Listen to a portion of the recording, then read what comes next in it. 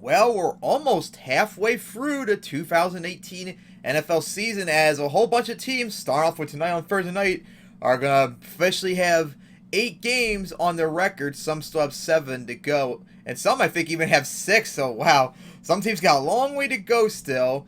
So we're now time to make my Week 8 picks for the 2018 NFL season. Last week I went 8-6.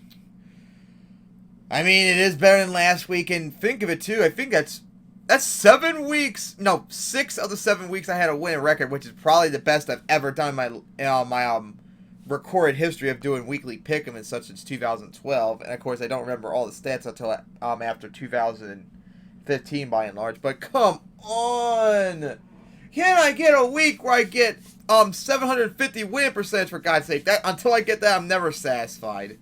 This never goes my way. The NFL's inconsistent this year, which, hey, I guess that means it's a good thing because you never know who's going to win. And, of course, here is the playoff stands at the season end of the day. In the AFC, it's the Chiefs and Patriots with the byes, with the Bengals at the Steelers, and the Chargers at the Texans. And the NFC, it's the Rams and Saints with the byes, with the Packers at the Redskins, and the Panthers at the Vikings.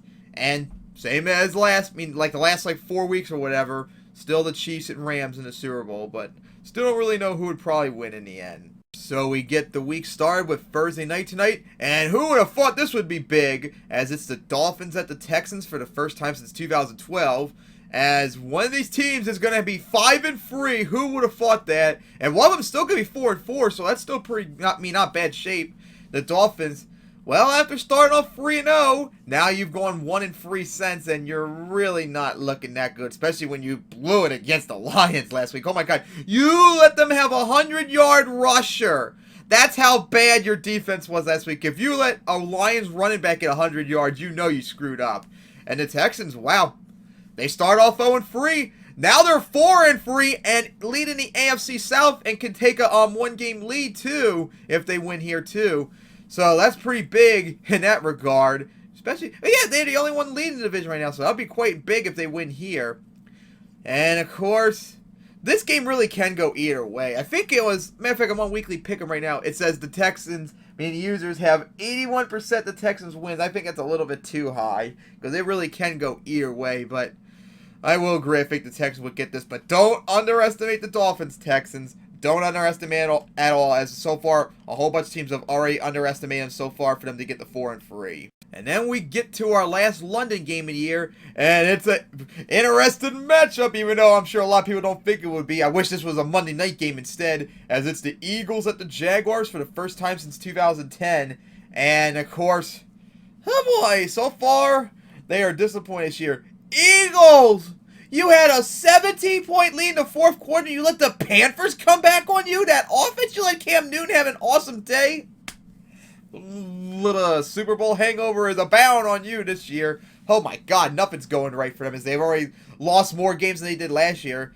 And the Jaguars, 3 losses in a row, although it's still way too early to say it's done for. It's in very close and competitive AFC South. But I mean, they've allowed over 20 points 3 games in a row, includes that one game against the Cowboys where they allowed 40 points. That defense is not doing good. The offense is doing pretty bad. And Blake Bortles got benched last week too, so I guess something's going to happen there very soon. So this game actually will probably be all defense. And of course, when it comes down to that, what offense do you trust more? Blake Bortles or Carson Wentz? Definitely would trust Wentz and the Eagles, and I'm picking them for here. But I won't be surprised if the Jaguars get it. Well, unfortunately, OBS was being a giant dick for some reason, so I had to do it with the webcam. I mean, not the webcam, on Vegas Pro instead for now, and so deal with the black screen for right now. But anyways, as we get to our next game, it's a big one, an outer conference showdown, as it's the Ravens at the Panthers for the first time since 2010, as the Ravens, ouch, a blown opportunity to beat the Saints. That was a hard-fought game, too. They fought really hard, and I know everyone's blaming Justin Tucker for missing that extra point, but if you saw the game, you really can see that the wind just grabbed it at the end. And I mean, look at it too, Tucker was like stunned when he missed it, whereas if any other kicker, usually when they miss a field goal, they usually would look down or like hold their hands on their helmet like, oh, what did I do wrong and such like that. He seemed more surprised than anything. So I think that was more like the win because it was pretty windy that day, both in Baltimore and down here. So that was probably more of what caused it. That sucks too that they couldn't pull it off against the Saints. And the Panthers, holy shit, you're down 17-0 in the fourth quarter against the Eagles, and you pulled off the upset and comeback. Oh my God, if the Panthers were just more consistent, maybe people would start picking them more. And of course, this game is going to be all defense most likely. And who are you going to trust in a defensive game? Most likely the home team with a much more consistent offense, at least this week, because Cam Newton played much better this week, especially with Greg Olsen back. So I'm picking the Panthers for this one. After that, it's another pretty important interconference showdown as it's the Jets at the Bears for the first time since 2010. As the Jets got their clocks cleaned by the Vikings last week, and they lost Isaiah Crowell for the season. So, ouch, that's going to hurt after having those incredible 2 weeks with him. And the Bears, 1 yard short of possibly tying it and going to beat the Patriots possibly. Man, that really sucks. Oh boy, it was a hard-fought game, but they just couldn't pull it off in the end. So, I think the Bears will get this one, but can't underestimate the Jets like everyone else has done by and large so far this year. Then we get to another pretty big game that no one probably thought coming, and that's the Buccaneers at the Bengals for the first time since 2010, as the Buccaneers, in overtime, with a pretty good offensive performance. No, actually, Jameis Winston for 2 interceptions. I don't think he threw a single touchdown here, so not good in that regard, but hey, they're 3-3 right now, and they're still hanging in there after ending their 3-game losing streak. Meanwhile, the Bengals, I told you they're overrated. They got destroyed by the Chiefs as they blew it against the Steelers too. And of course, Dirty Vontaze at work already trying to twist Kareem Hunt's ankles last Sunday night too. So this game could go either way. And in the end, the fact that either one of these teams could be over, at, or around 500 still after all these, like halfway into the season, is quite an accomplishment. But I think the Bengals will get this. But don't underestimate the Buccaneers either. And then we get to another pretty big showdown as one of these teams are going to be over 500 at the end of the week. And that's the Seahawks at the Lions for the first time since 2012. As the Seahawks are playing after their bye week when they destroyed the Raiders in London. Meanwhile, the Lions went down to Miami, knocked off the Dolphins, and they had a 100-yard rusher. Lions, if you can get that consistently, you could probably make a playoff run possibly, although you're going to be in a very tough division. You're tied with the Bears as last place in the division right now, so it's going to be hard work to get back up to the top to have any shot at making the playoffs in a very competitive NFC conference. And this game could go either way, and this is going to be an offensive shootout. But of course, if it's an offensive shootout at home, I must add, who are you going to trust more? The Lions. And then it's the Broncos at the Chiefs, as the Broncos destroyed the Cardinals on Thursday night. Jesus Christ, what a beatdown they give. Why can't you do that consistently each week in, week out? Maybe people would pick you more.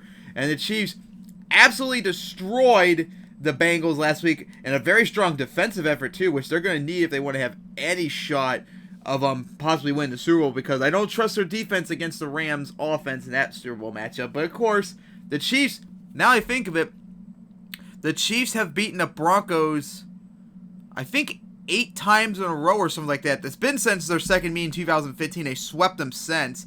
So, I think they'll get it again, as I'll pick the Chiefs for this one. And then it's the Browns at the Steelers, as the Browns, after they got destroyed by the Chargers, they went down to Tampa and they blew it in overtime against the Buccaneers. Man, they just can't ever get anything right by and large. Meanwhile, the Steelers, I told everyone, RELEX, despite Le'Veon Bell, they've won 2 in a row, and now they're leading the AFC North right now. So, they're in the driver's seat, and of course, the Ravens blew it against the Saints, so they got to go to the Panthers. The Bengals are inconsistent as hell against the Buccaneers, plus they beat the Bengals already. So, Steelers are in a position where they can start running away with the NFC North possibly, so you can't underestimate them, and I think the Steelers will get this.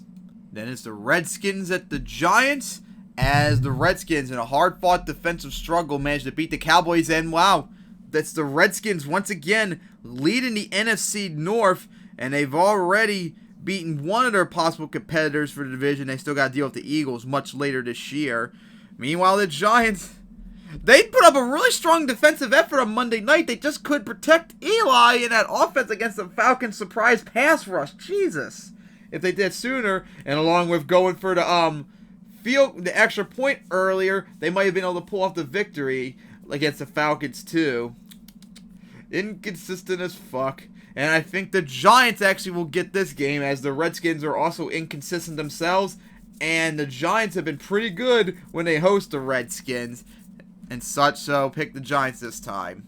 Then we get to the 4 p.m. games, starting off with the Colts at the Raiders for the first time since 2016, as the Colts finally ended their 4-game losing streak, I believe it was, as they destroyed the Bills. Andrew Luck looked like his former self, as the Raiders, they were on their bye week after they got destroyed by the Seahawks, as they traded Amari Cooper to the Cowboys, but hey, that actually might be a trade that's worth it if you get a first-round pick out of it. You got all these picks. You better hope you get a major turnaround these next few years, because this season's been a complete disaster so far. Just the same goes for the Colts. This could be an offensive shootout if Derek Carr could be consistent for once.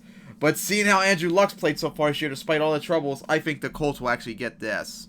And then it's the 49ers at the Cardinals, as the 49ers got destroyed by the Rams last week. Holy shit. So much for being a close game like it's been the last few years when they played up there. Meanwhile, the Cardinals, you got destroyed by the Broncos. So much for trusting you to beat the inconsistent Broncos on Thursday night last week. Jesus, that was a terrible performance. Oh boy, I mean, on paper I would say the 49ers were probably the better team, but in the end, you did get destroyed by the Cardinals early this year when you host them, which still remains their only win that they got this year, so you're not really trustable, and I think the Cardinals actually will get this time around. And then we get to a matchup that probably everyone should not underestimate, as it's the Packers at the Rams for the first time since 2012. In their first appearance in Los Angeles since 1991, as the Rams are trying to go 8-0 for the first time since 1969, as the Packers are off their bye week after barely beating the 49ers on Monday night 2 weeks ago. Meanwhile, the Rams destroyed those 49ers on the road this past week. Now, of course, the Rams probably being the best team in the league right now, you probably think, oh, they're going to easily destroy the Packers, especially since the Packers have been struggling so far this year. But don't underestimate the Packers. Don't underestimate them, especially when they're now 7-0 and such. This is usually the time of year when teams have this long of a win streak. They usually suffer their first loss. So don't underestimate them. I'm picking the Rams, but don't be surprised if the Packers actually go up there and beat them. And then we get to Sunday night, as it's a very big one with the NFC's number 2 seed on the line right now, as it's the Saints at the Vikings for the second year in a row in our rematch of their division matchup last year, where the Saints let the Minneapolis Miracle happen on them. And of course, the Saints got lucky. They managed to beat the Ravens, and after that terrible start against the Buccaneers, they're 5-1 right now. They're right up there behind the Rams as the second best team in the league. Meanwhile, the Vikings have now won 3 in a row, and they destroyed the Jets on the road and such. Now, of course, this game can go either way. Matter of fact, I'm looking at weekly pick'em right now. Saints have a 65% chance, 65% odds on the fans' side, but it can go either way. Yeah, the Vikings have struggled this year, and I'm sure maybe the Saints want to get revenge from that loss last year, but you can't underestimate the Vikings still, especially since they've won 3 in a row and really are starting to turn around at this point in the year. So I think the Vikings will get it, but I will admit I won't be surprised if the Saints get it either. And then we get to Monday night. Why, NFL? Why did you pick this to torture Bills fans on live television, as it's the Patriots at the Bills? Let's see, the Patriots, after starting off 1-2, now they've won 4 in a row now and are right behind the Chiefs for the lead in the AFC playoffs. And 1 win and the Chiefs lost. They have the number 1 record once again, no surprise. And of course the Bills, they got destroyed by the Colts last week. So much for Derek Anderson being good over Nathan Peterman. Been pretty much the exact same results. And who are we kidding? I mean, let me be honest. You can't really fully underestimate the Bills. I mean, honestly, the fact that they've won 2 games and have been competitive, I think, like in 2 others, really shows that they're not a team to underestimate. They're playing a lot better than I thought they were going to be, but come on. Beating the Patriots? Get out of here. That's very unlikely to happen, but watch, they probably will somehow, but I'm picking the Patriots. That's quite obvious. So those are my picks for Week 8. I can't wait for Dolphins at Texans tonight and all the other games and such. Looking forward to see what the results are going to be, and hopefully I can get back to work on PFA and UFL very soon. So see you guys then.